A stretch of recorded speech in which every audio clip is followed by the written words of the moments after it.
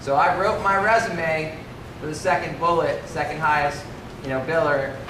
But I knew I was going to talk about organizational factors. Again, I'm thinking about where I want to go in the interview.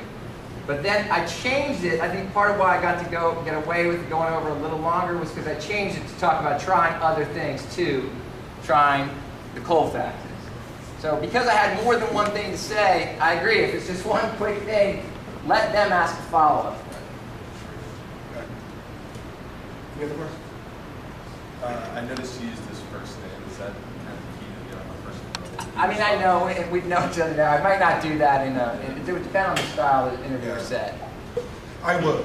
And, I think, because what you also have at the beginning, and if you were to go through a behavior interviewing class, the first thing they talk about is rapport building. Mm-hmm. And you spend the first 5 or 10 minutes of the interview talking about Gonzaga's great lacrosse goal that won the championship, and talk about those sorts of things, and what a great coach Casey O'Neill is, and those sorts of rapport building sorts of discussions, and so they lessen the anxiety. Mm-hmm. If you come in nervous and you end up talking about something that you're comfortable with, it lessens your anxiety, so you're getting comfortable with the person.